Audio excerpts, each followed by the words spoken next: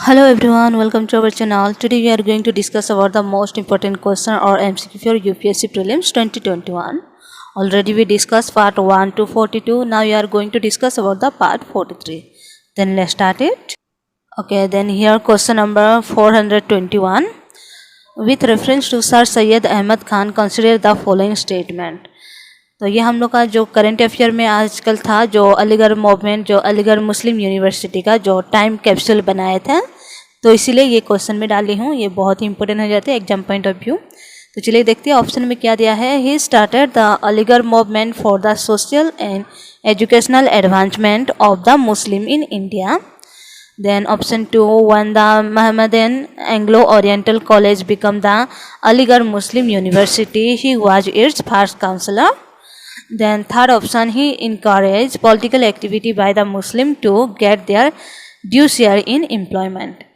Then हम लोग का ऑप्शन 2 एंड 3 हम लोग का गलत हो जाता है, बिकॉज ऑप्शन 2 में ये जो हम लोग का अलीगढ़ मुस्लिम यूनिवर्सिटी 1920 में ये किया गया था, इसको रिकॉग्नाइज किया गया था. देन उस समय इनका देहांत हो चुका था. देन दूसरा हम लोग का जो थर्ड ऑप्शन है, ये मुसलमान का डेवलपमेंट के लिए ये करना चाहते थे और ये करते हैं.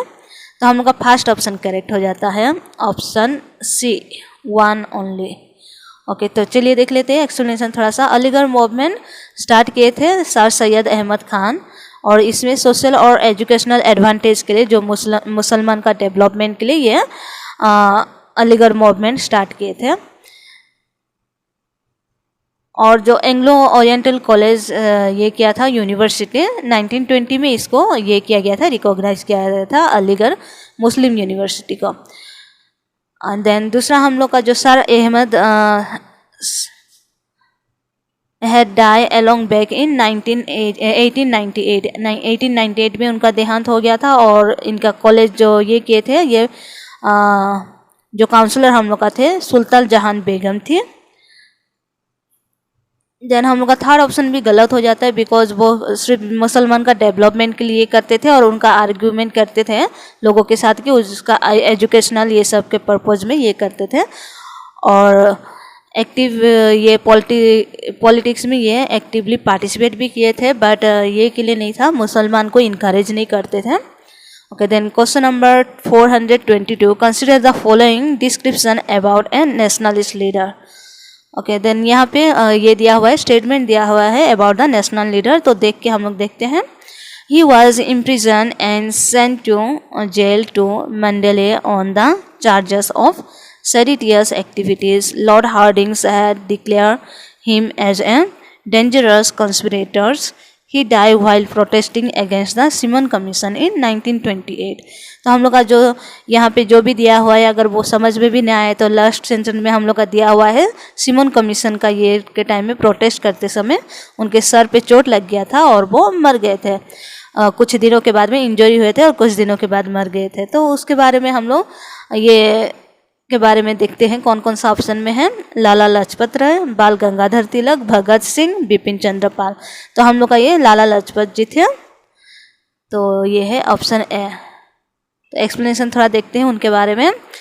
He was imprison and sent to jail at Mandalay on the charge of seditious activities and for leading to peasant movement in Punjab. Okay, जो पंजाब का पीजेंट मूवमेंट था उस समय ये एक्टिवली पार्ट किए थे, बिकॉज ऑफ दैट इसको प्रिजेंट कर दिए गए थे और मंडेला जेल में भेजा गया था. देन जो सिमन कमीशन के टाइम में भी इन्होंने बहुत ये किया था, अगेंस्ट में ये किया था. देन इनके सर पे चोट लग गया था, इसके वजह से 17 नवंबर को इनका देहांत हो गया था 1928 में. Okay, then 423, which of the following are future of Tilak home rule movement. तो तिलक का होम रूल मूवमेंट के बारे में देखेंगे. One of his aim was formation of the linguistic state. He open cooperatives store during the home rule movement. He founded the first Home Rule League in Bombay. This movement was merged into Gandhiji Non-Cooperation Movement later. Okay, तो इसका हम लोग option देखेंगे कौन कौन सा है.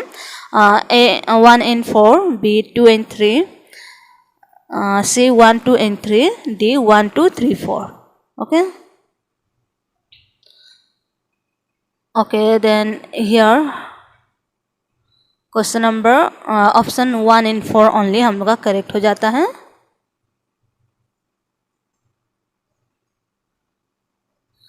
यहाँ पे देख लेते हैं, Tilak's league was set up in April 1960 में यह लीग सेटअप किया गया था तिलक के द्वारा, और जो हम लोग का ये थी उनके द्वारा, and was restricted to Maharashtra, Karnataka, central provinces and वेयर्स। देन ऑप्शन 1 हम लोग का करेक्ट हो जाता है। The demand included swarajya, formation of linguistic state and education in the vulnerable languages. Okay, then वो ये करना चाहते थे, लिंग्विस्टिक के ऊपर ये करना चाहते थे, बिकॉज एजुकेशन ये सब के लिए क्या है, अपना लैंग्वेज होने से अच्छा से हो पाएगा, इसके लिए ये कहे थे। देन ऑप्शन 2 रॉन्ग हो जाता है, बिकॉज ड्यूरिंग स्वदेशी movement Tilak open cooperative store and headed the स्वदेशी वास्तु प्रचारिणी सभा। ओके, तो ये हम लोग का सेकेंड रॉन्ग है। देन थर्ड नंबर में क्या है, ही फाउंडेड द फर्स्ट लीग इन पुणे में किए थे, महाराष्ट्र में, मुंबई में नहीं किए थे। ओके, देन महाराष्ट्र के पुणे में किए थे, मुंबई में नहीं था। देन 4 हम लोग का स्टेटमेंट करेक्ट हो जाता है। जो तिलक जो लीग बनाए थे वो बाद में क्या है, नॉन कॉपरेशन मूवमेंट के साथ में जुड़ गए थे। Okay, then question number 424, in which of this position did Sardar Vallabh Bhai Patel not serve in the first cabinet of independent India. Then हम लोग का ऑप्शन है deputy prime minister, minister of information, minister of defence, minister of home affair and states. Then हम लोग का यहाँ पे देख लीजिए दिया हुआ है, ये होम इंफॉर्मेशन और होम मिनिस्टर में थे और इंफॉर्मेशन में थे, देन ब्रॉडकास्टिंग में थे और स्टेट में थे, हम लोग का डिफेंस में नहीं थे। देन हम लोग का सी हो जाएगा correct answer.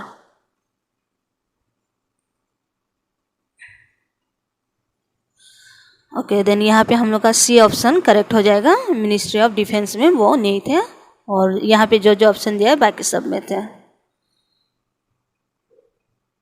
Okay, then question number 425, which of this pair of personality and their honorees is correctly match, यहाँ पे दिया हुआ है। तो हम लोग तो आजकल जो ये कर रहे हैं निक नेम से जानते हैं हर ये को, हम लोग का जो फिर फ्रीडम फाइटर को।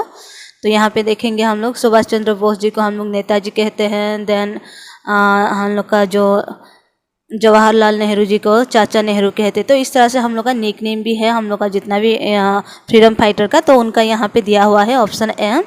चित्तरंजन दास, उसे देशबंधु कहा जाता था। बाल गंगाधर तिलक को महामना कहा जाता था। जयप्रकाश नारायण को देश रत्न। देन राजेंद्र प्रसाद लोकनायक। तो यहाँ पे हम लोग का कौन सा करेक्टली मैच किया हुआ है, ए को मैच किया हुआ है। हम चित्तरंजन दास जी को देशबंधु कहते थे और बाकी सब जितना यहाँ पे है सब गलत है। तो चलिए इसको ये कर लेते हैं, ऑप्शन देख लेते हैं, इसका एक्सप्लेनेशन को थोड़ा सा देखेंगे।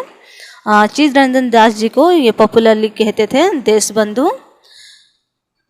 देन दूसरा हम लोग का जो ये है महामाना, ये पंडित मोहन मलविया जी को कहते थे। देन बाल गंगाधर तिलक हम लोग का लोकमान्य तिलक जी, उनको कहते थे। बाल गंगाधर तिलक जी को लोकमान्य कहते थे। देन राजेंद्र प्रसाद देश रत्न। देन जयप्रकाश नारायण को लोकनायक कहा जाता था। ओके, देन हम लोग का दूसरा है 426, consider the following statement about El Nino Modoki. Then option 1, it is associated with strong anomalous cooling in the central tropical Pacific and warming in the eastern and western tropical Pacific.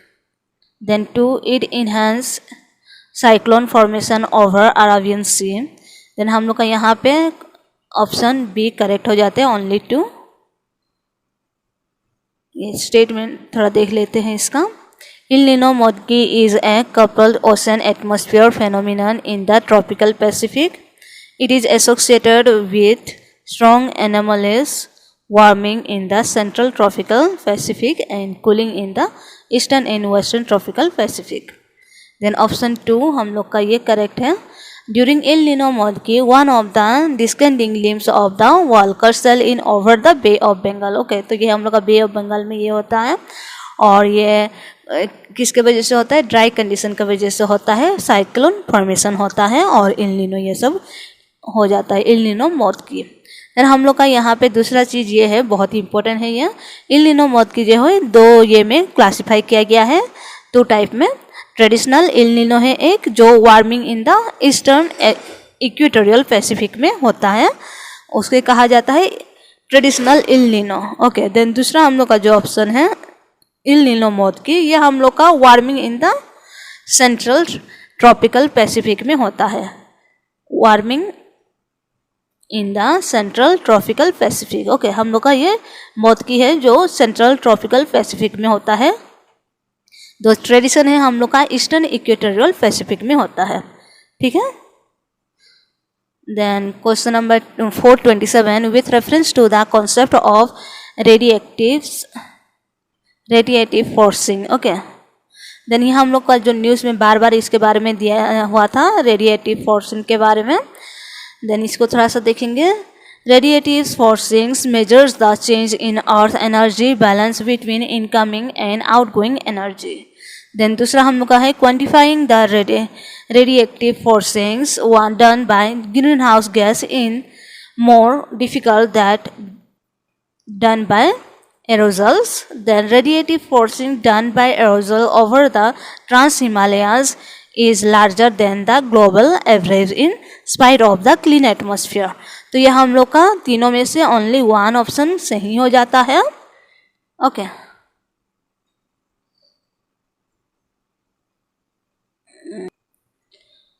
Then 1 option सही हो जाता है। Then दूसरा हम लोग का third वाला option भी सही हो जाता है, लेकिन 2 वाला ये गलत है, ठीक है। तो हम लोग का ऑप्शन हम लोग का कौन सा सही रहेगा, 1 and 3। ओके, सी। तो एक्सप्लेनेशन थोड़ा सा देख लेते हैं। ओके, देन यहाँ पे देख लीजिए, reactive forcing is the difference between solar irradiance. Okay, ये सनलाइट का जो ये है उसी में ये करता है, observe by the earth and energy radiant by the space. Okay, तो ये जो भी हम लोग का सनलाइट ये करता है, रेडिएंट आता है अर्थ में, उसे ऑब्जर्व भी करता है और ये करता है, बेक भी करता है, इसी को हम रेडिएक्टिव कहा जाता है। देन रेडिएक्टिव फोर्सिंग को क्या कहेंगे, incoming energy minus outgoing energy. Okay, then put simply it represent the size of the energy imbalance in the atmosphere.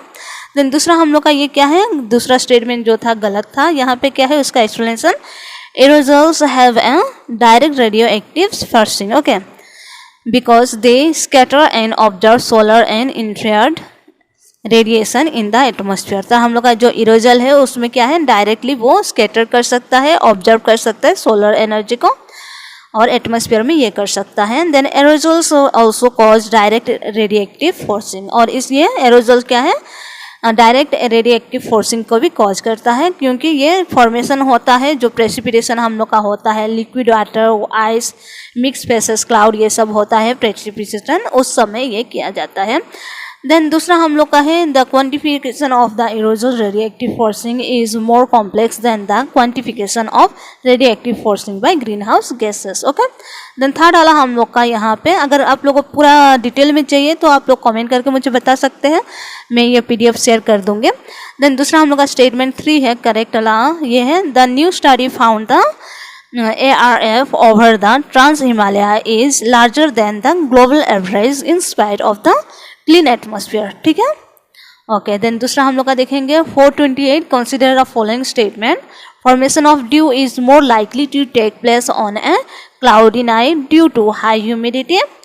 Then radiation fog form during winter as cooling of the ground lead to saturate of the air। Okay, तो हम लोग का ये option कौन सा सही है देख लेते हैं थोड़ा सा इसे।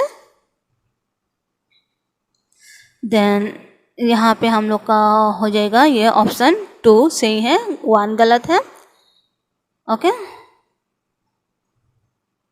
तो थोड़ा स्टेटमेंट देख लेते हैं।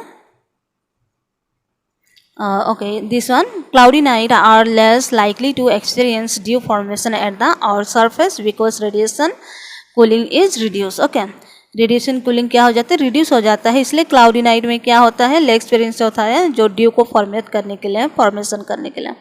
देन दूसरा, wind will also reduce the chance of dew formation as its reduce the humidity. तो जो हम लोग का विंड होता है वो भी क्या करता है, ये ह्यूमिडिटी को रिड्यूस करता है, उसका वजह से क्या है, चांस बहुत कम हो जाता है ड्यू फॉर्मेशन होने के लिए, या फिर रिड्यूस हो जाता है। ओके, देन दूसरा हम लोग का ऑप्शन सही है, बिकॉज रेडिएशन क्या है, फॉग ये करता है, जो ये के टाइम में, विंटर के टाइम में ये फॉग को ये करता है, फॉल करता आता है। Then it form overnight as the air near the ground cools and stabilize. When this cooling causes the air to reach saturation, fog will form. Okay, then radiation fog form when all solar energy exits the earth and allow the temperature to meet up with the dew point.